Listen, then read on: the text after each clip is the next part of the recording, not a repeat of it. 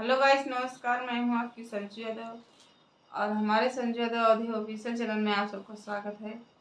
तो दोस्तों, जितने हमारे न्यू दर्शक लोग हो, आप लोग चैनल पे नहीं हो तो चैनल को सब्सक्राइब कर लीजिए और वीडियो को फुल वॉच करके प्लीज़ आप लोग से रिक्वेस्ट है कि वीडियो को फुल वॉच करिए। और आइए, मैं आप सबके लिए बहुत प्यारा सा माता रानी का गीत लेके आई हूँ। कैसा लगा तो आप लोग ज़रूर कमेंट में बताइए और उम्मीद करते हैं कि आप सबको सुंदर लगेगा। तो चलिए, आप सब प्यारा सा कमेंट करिएगा तो मैं सुनाती हूँ।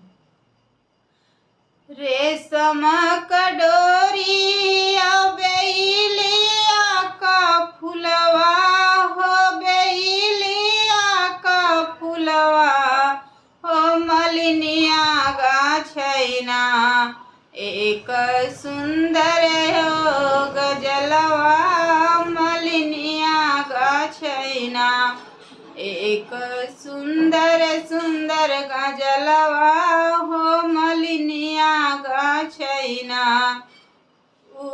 हरवा पहिरै विंध्याचल की हो मयरिया हो, विंध्याचल की मयरिया हो कि हरवा पहिरीना मैया मोरी लागई दुलहिनिया हो कि हरवा पहिरीना मैया मोरी लागई दुलहिनिया हो कि हरवा पहिरीना।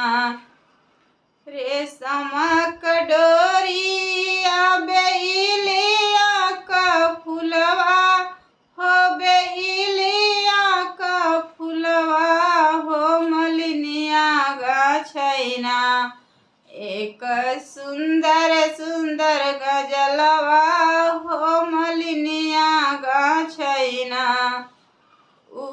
हरवा पहिरै कड़े की हमारी मैया हो, कड़े की हमारी मैया हो, गजलवा पहिरीना मैया मोरी लागई दुलहिनिया हो, गजलवा पहिरीना मैया मोरी लागई दुलहिनिया हो, गजलवा पहिरीना।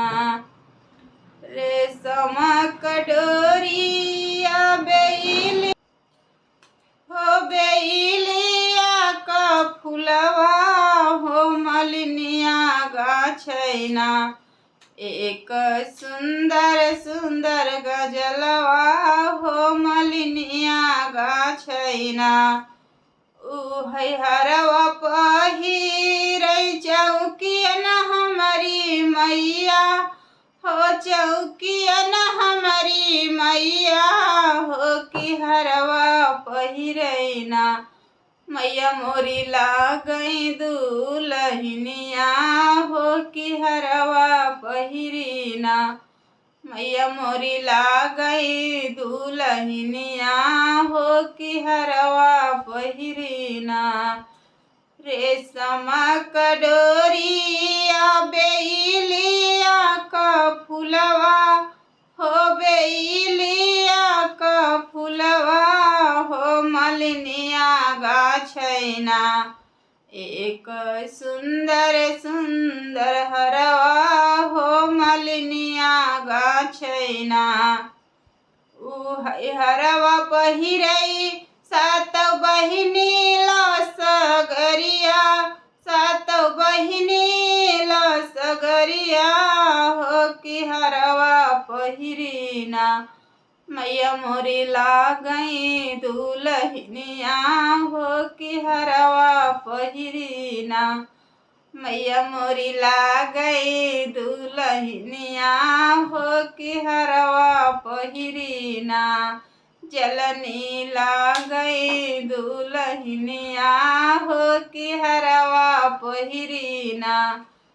तो दोस्तों, कैसा लगा तो आप लोग जरूर कमेंट में बताइएगा।